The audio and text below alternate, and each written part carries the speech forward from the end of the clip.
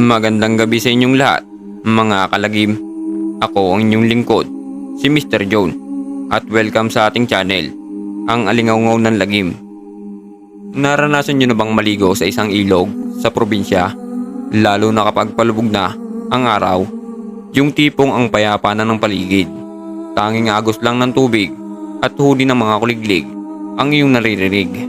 Pero paano kung ang kapayapaan na yun ay biglang maging isang nakakakilabot na bangungot? Ano kayang mga nilalang ang nag-aabang sa ilalim ng malino na tubig kapag wala na ang sikat ng araw? Ang kwentong ibabahagi ko sa inyo ngayon ay hango sa totoong karanasan ng isang sender na itatago na lang natin sa pangalang JC.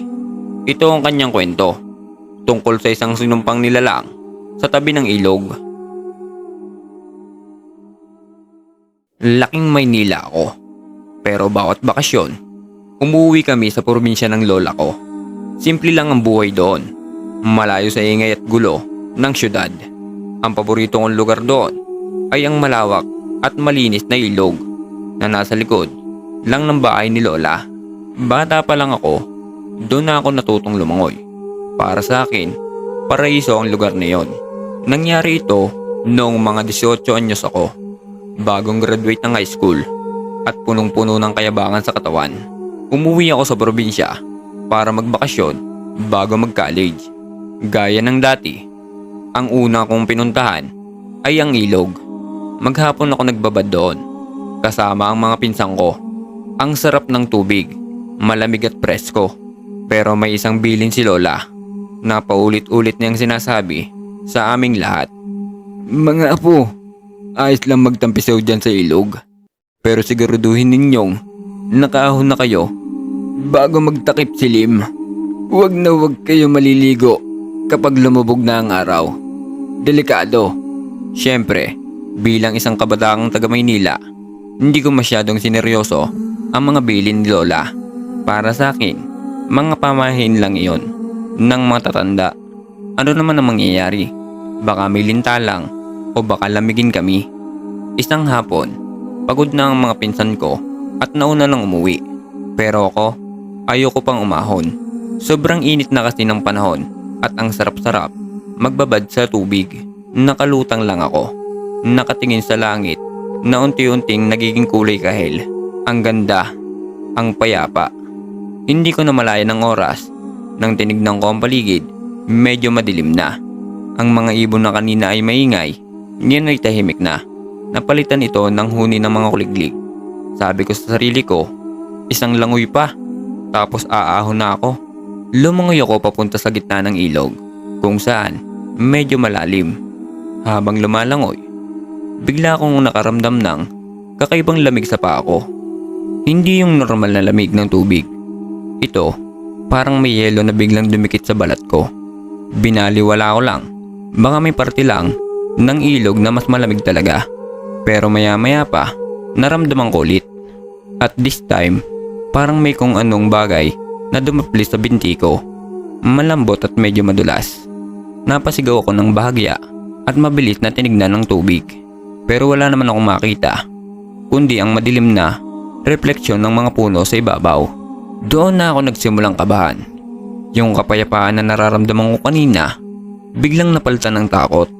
Pakiramdam ko, hindi na ako nag-iisa. Pakiramdam ko, may mula sa ilalim ng tubig.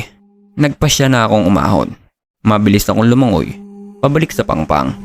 Pero habang lumalangoy, pakiramdam ko, ang bigat-bigat ng katawan ko. Para bang may humihila sa mga paa ko, pababa. Tinignan ko ulit ang paa ko sa ilalim ng tubig, pero wala akong nakita. Ang dilim na kasi talaga. Guni-guni ko lang to, pagod lang ako. Sabi ko sa sarili ko, trying to be brave. Nang malapit na ako sa pangpang, mga 10 metro na lang siguro, may narinig akong iyak. Isang iyak ng sanggol. Mahina lang sa simula, pero sapat na para mapatigil ako. Tumingin ako sa paligid.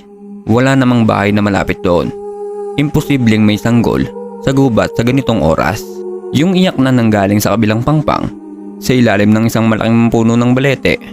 Sinubukan kong aninagin kung may tao, pero wala akong makita, kundi ang madilim na anino ng puno. Nagpatuloy ang pag-iyak. Nakakaawang pakinggan, pero kasabay noon, nakakakilabot. Nagsimulang tumayo ang mga balibo ko sa batok. Yung takot ko, lalo pang lumaki. Hindi ko na ininda ang pagod at bigat sa katawan ko. Lumangoy ako nang mas mabilis. Gusto ko nang makahon at makatakbo pa uwi. Nang ilang metro na lang ang layo ko sa lupa, biglang tumigil ang pag-iyak ng sanggol. Sandaling katahimikan. Tapos, may narinig akong tawa. Isang tawa ng babae. Hindi ito isang masayang tawa. Ito ay isang tawa na puno ng pait at kabaliwan. Kasabay ng tawang iyon, may naramdaman akong humawak sa paa ko. Isang malamig na kamay. Sobrang higpit ng pagkakahawak. Napasigaw ako sa takot at gulat. Sinubukan ko sipain para makawala, pero parang bakal ang mga daliri niya na nakakapit sa akin. Hinila niya ako pababa. Nagpapanik na ako. Nagpupumiglas ako habang pinipigilan kong lumubog. Uminom ako ng tubig at umubo. Ang mga mata ko ay nanlaki sa takot. Pilit na hinahanap kung ano ang humihila sa akin. At doon, sa ilalim ng madilim na tubig, sa liwanag na nagmumula sa buwan na sumisilip sa mga ulap, nakita ko siya. Isang babae. Mahaba at magulo ang buhok niya na parang mga halamang tubig na lumulutang. Ang kanyang mga mata ay mapupula, nagniningning sa dilim, at ang kanyang bibig ay nakangiti. Isang ngiti na abot hanggang tenga. Pero hindi ito ngiti ng kagalakan. Ito ay ngiti ng isang demonyo. Doon ko napagtanto. Ito na siguro yung sinasabi ni Lola. Ito ang dahilan kung bakit bawal maligo sa ilog kapag gabi. Wala akong ibang nagawa kundi ang magdasal sa isip ko. Diyos ko, tulungan niyo po ako. Ayoko po pong mamatay. Paulit-ulit kong sinasabi sa isip ko habang patuloy sa pagpiglas. Hindi ko alam kung saan ako nakakuha ng lakas. Siguro dahil sa sobrang takot, ibinuhos ko ang lahat ng natitira kong enerhiya at sinipa ko siya nang walang tigil. Sa isang pagkakataon, biglang lumuwag ang paghahawak niya. Hindi ko na ito pinalampas. Gamit ang lahat ng lakas ko, lumangoy ako papunta sa pangpang. Hindi na ako lumingon pa. Rinig na rinig ko pa rin ang mga nakakilabot na yung tawa sa likuran ko na parang hinahabol ako. Nang makaahon ako, napadapa ako sa putik, pero mabilis akong tumayo. Tumakbo ko nang hindi nalingon sa likod. Tinatahak ang madilim na daan pabalik sa bahay ni Lola. Hindi ko ininda ang mga sanga na humahampas sa mukha ko o mga batong tumutusok sa mga paa ko. Ang nasa isip ko lang ay makalayo sa ilog na yon. Pagdating ko sa bahay, hingal na hingal ako at nanginginig sa takot at lamig. Nakita ko ni Lola sa may pintuan. Ang mukha niya ay puno ng pag-aalala. Diyos ko po, anong nangyari sa'yo? Bakit ngayon ka lang? Sinabi ko naman sa'yo. Sabi niya habang yakap-yakap ako at binabalutan ng tuwalya. Hindi ako mapagsalita nung una. Umiyak lang ako. Nang medyo kumalma na ako, ikinuwento ko sa kanya ang lahat. Hindi ako makapagsalita nung una. Umiyak lang ako. Nang medyo kumalma na ako, ikinuwento ko sa kanya ang lahat. Ang malamig na bagay, ang paghila sa paa ko, ang iyak ng sanggol, at ang babae na may pulang mata. Hindi nagulat si Lola.